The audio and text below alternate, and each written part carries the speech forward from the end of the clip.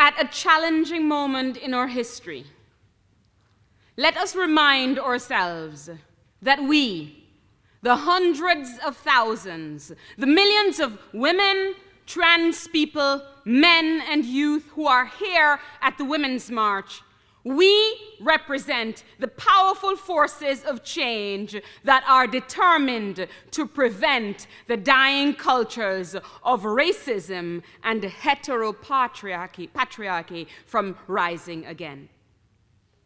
We recognize that we are collective agents of history, and that history cannot be deleted like web pages. We know that we gather this afternoon on indigenous land, and we follow the lead of the first peoples who, despite massive genocidal violence, have never relinquished the struggle for land, water, culture, their people. We especially salute today the Standing Rock Sioux.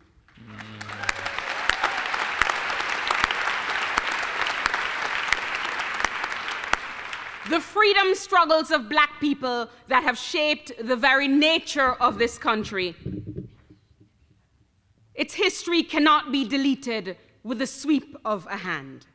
We cannot be made to forget that Black lives do matter.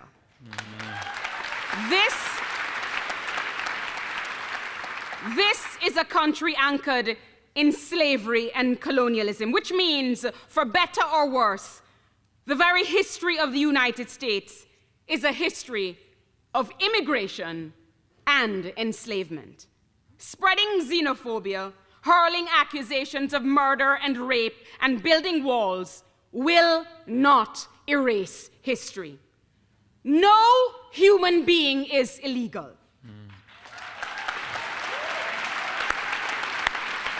The struggle to save the planet, to stop climate change, to guarantee the accessibility of water from the lands of the Standing Rock Sioux to Flint, Michigan, to the West Bank and Gaza, the struggle to save our flora and fauna, to save the air, this is ground zero of the struggle for social justice.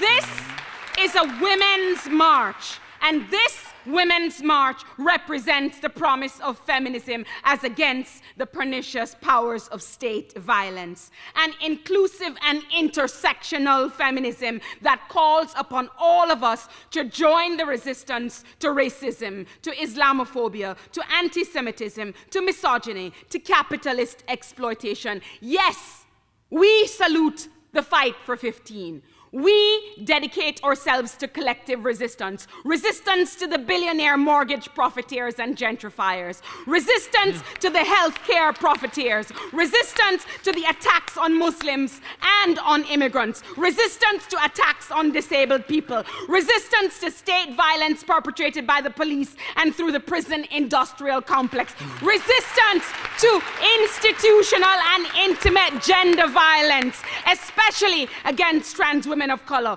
Women's rights are human rights all over this planet, and that is why we say freedom and justice for Palestine. We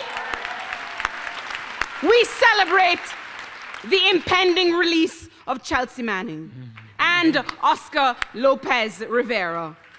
But we also say free Leonard Peltier. Free Mumia Abu Jamal. Free Assata Shakur.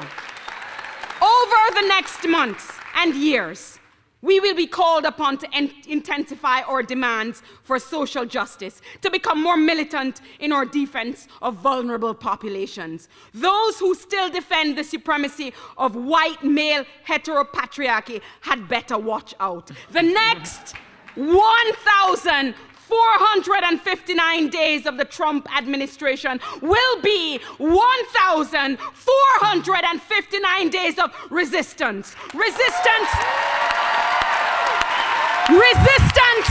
on the ground. Resistance in the classrooms. Resistance on the job, resistance in our art and in our music. This is just the beginning. And in the words of the inimitable Ella Baker, we who believe in freedom cannot rest until it comes.